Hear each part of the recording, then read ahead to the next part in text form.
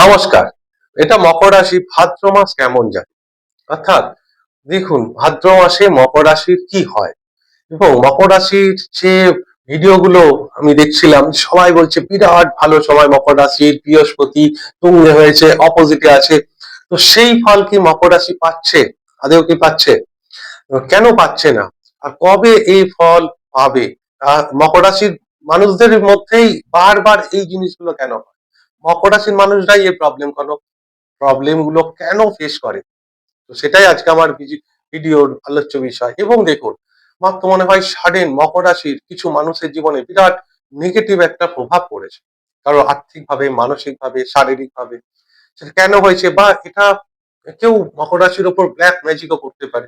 মানে আপনার কোনো খুব নিকট আত্মীয়, বন্ধু বা কোনো আত্মীয়, সে আপনার উন্নতিতে জেলাসি হয়ে আপনার উপর ব্ল্যাক ম্যাজিক তন্ত্রক্রিয়া করতে পারে।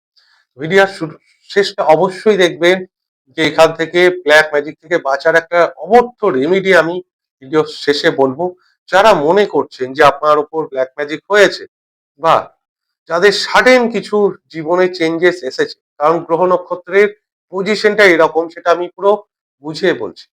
তার আগে যদি মকর রাশির মানুষের এরকম কারো জীবন আসে যে সাডেন কিছু খারাপ হয়ে গেছে, ব্যবসা ডাউন হয়ে গেছে, হঠাৎ শরীর খারাপ হয়ে গেছে, বাস্তুর সমস্যা, আর্থিক বিরাট একটা সমস্যা, এনজাইটি, ডিপ্রেশন এসেছে, তো তাদের জন্য একটা প্রশ্ন আপনাদের ফ্রি থাকবে। এই ভিডিও নিচে এসে কমেন্টস বক্সে এসে আপনার জন্ম সময়, তারিখ এবং মাস এবং কোথায় জন্ম, প্লেস অফ বার্থ, এটা সম্পূর্ণ দিলে, একটা প্রশ্ন করলে আমি তার সঠিক উত্তর আপনাকে দেওয়ার চেষ্টা করব।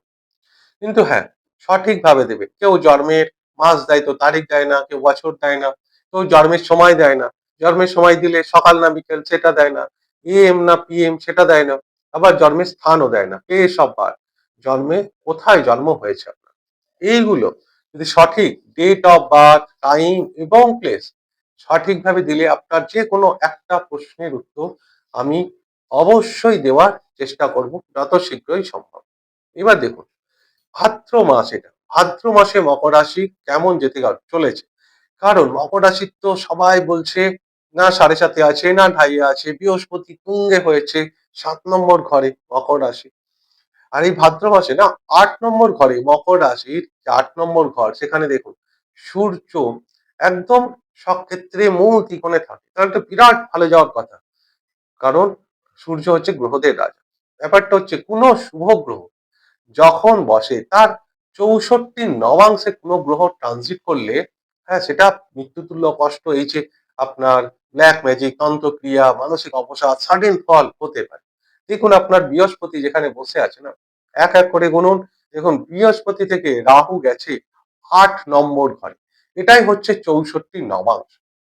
বৃহস্পতি থেকে যখন 64 নবাংশে কোনো ক্রূর বা পাপী গ্রহ ট্রানজিট করে, গোচর করে, তখন তার জীবনে ব্ল্যাক ম্যাজিক, তন্ত্র, মৃত্যুতুল্য কষ্ট এটা আসে, যেটা এসেছে আপনার বৃহস্পতি। তাহলে বৃহস্পতি সেই শুভ ফল মকর রাশির মানুষরা পাচ্ছে না, পাবে কি করে?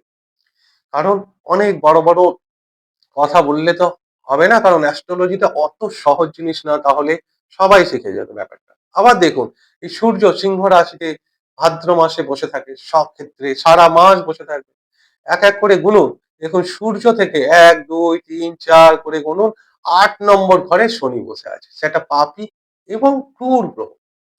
তাহলে সূর্য থেকেও অষ্টমে 64 নবাংশে এখানে তার নেগেটিভ একটা বিরাট প্রভাব পড়ছে সূর্য শনির এই অষ্টম ষড়াষ্টক যোগ, যেটা 64 নবাংশের গোচর। এখানেও তন্ত্র মন্ত্র, ব্ল্যাক ম্যাজিক হওয়ার সম্ভাবনা মারাত্মক থাকে, সাডেন ফল জীবনে। তো এটা বিরাট একটা রেমেডি আছে, সেটা অবশ্যই করতে পারে। তার আগে বলি, দেখুন মকর রাশি বা মকর লগ্নে যে এই মুহূর্তে আপনাদের পুরনো কোনো সাথী আপনার জীবনে ফিরে আসতে পারে। কারণ এই ভাদ্র মাসে মকর রাশির সব থেকে ভালো গ্রহ শুক্র, সে খুব ভালো ঘরে আসবে, ভাগ্যস্থানে আসবে। কিন্তু সমস্যা এটাই, শুক্র ভাগ্যস্থানে যেই এসে যায় না, মকর রাশির ভাগ্যস্থান কন্যা রাশিতে, সে কিন্তু নিচস্ত হয়ে যায়। ঠিক আছে, নিচস্ত হলেও যে মকর রাশির বিরাট খারাপ ফল দেবে সেটা নয়। এখানে আপনার পুরনো কোনো বন্ধু বান্ধবী আপনার জীবনে ফেরত আসতে পারে, যে আপনার সঙ্গে কোনো সময় রিলেশনশিপ ছিল, হতে পারে কি তার বিয়ে হয়ে গেছে, সে অনেক পুরনো বন্ধু হতে পারে, কলেজ লেভেলেও কোনো বন্ধু হতে পারে, সেটা আপনার সেম জেন্ডার হতে পারে, অপোজিট জেন্ডার হতে পারে। এই শুক্র ভাগ্যস্থানে, কারণ শনির অপোজিটে বসে আছে শুক্র শনি, এবং শনি বর্তমানে বক্রী আছে। এটা একটা বিরাট প্রভাব পড়বে মকর রাশির জীবন। এবার দেখুন, এই যে ব্ল্যাক ম্যাজিক বা তন্ত্রক্রিয়া সবার ক্ষেত্রে কিন্তু হয়। যাদের চন্দ্র খুব উইক থাকে, যাদের জন্মছকে 6 নম্বর ঘরটা ভীষণ নেগেটিভ থাকে, তাদের উপর না ব্ল্যাক ম্যাজিক তন্ত্রটা খুব ইজিলি হয়ে যেতে পারে। সবার হবে তা না, তবে যারা মনে করছেন যে হ্যাঁ সত্যি এরকম হতে পারে, তাদের জন্য একটা মারাত্মক রেমেডি হচ্ছে যে এটা শনিবার দিন বা মঙ্গলবার দিন, যে কোনো দিন আপনি করতে পারেন, স্নান টান করে পুজো করে বাজার থেকে একটা লাল কাপড় নিয়ে আসবেন, বাড়িতে যদি থাকে সেটা ভালো, কিন্তু যেই নতুন কাপড় হতে হবে, যেটা ব্যবহার হয়নি। সেরকম কোনো লাল কাপড় বা লাল চেলি কাপড় আনতে পারবেন দশকর্মার দোকান থেকে। আর একটা ফিটকিরি নিয়ে আসবেন। এই ফিটকিরি যে সেও আপনার মুদিখানার দোকানে পাওয়া যায়, সেই লাল কাপড়ের উপর রেখে ওইখানে গুনে গুনে 7টা লবঙ্গ দেবে ওই ফিটকিরির ওপর, দিয়ে লাল সুতো দিয়ে ওই লাল কাপড়টা বেঁধে ঝুলিয়ে রাখবেন মাথার উপর ঘরের ছাদে। কোথায় ঝুলাবেন সেটা আপনি আপনার ডাইনিং এ রাখতে পারেন, যেখানে প্রচুর মানুষজন আসা যাওয়া করে, আপনার শোবার ঘরে তো সবাই মানুষজন আসে না, যেখানে প্রচুর মানুষজন আসে, যেখানে কিছু মানুষের বিরাট নেগেটিভ এনার্জি, নেগেটিভ প্রভাব থেকে যায়, তো আপনি সেখানে রাখতে পারেন, আপনার ঘরের ছাদে রাখতে পারেন, আহ বা মানে ঝুলিয়ে রাখতে হবে, ছাদের সঙ্গে ঝুলিয়ে রাখতে হবে, আপনার শোবার ঘরেও রাখতে পারেন। তো এইটা পুরো ভাদ্র মাসটা আপনি রাখবেন। ভাদ্র মাসের শেষে যখন সূর্য আপনার রাশি ত্যাগ করে কন্যা রাশিতে যাবে, ঠিক সেই সময় এটা এই লাল কাপড়টা সমেত আপনি কোনো প্রবাহমান জলে সেটা ভাসিয়ে দেবেন 1 মাস পর। এতে আপনার উপর কোনো সাডেন যে নেগেটিভ প্রভাবটা এসছে, বা আপনার উপর ব্ল্যাক ম্যাজিক কিংবা তন্ত্রক্রিয়া যদি হয়ে থাকে, তাহলে সেখান থেকে খুব সহজে আপনি মুক্তি পেতে পারেন।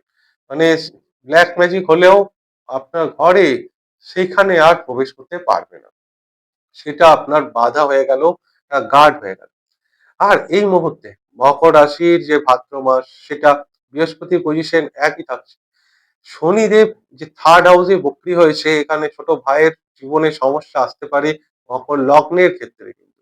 আর মকর রাশির দেখবেন এই আশ্বিন মাসে, ভাদ্র আশ্বিন মাসে যারা বাইরে ঘুরতে যাওয়ার প্ল্যান করছেন, তাদের সাবধান, কিন্তু সেখানে বিভিন্ন রকম সমস্যা আসতে পারে। যারা ছোট ছোট ট্যুর করেন প্রতিদিন, ট্যুর তাদের কর্মের জন্য করেন, প্রফেশনের জন্য, বা যারা শখে বেড়াতে যাচ্ছেন ফ্যামিলি নিয়ে, একটু সাবধান।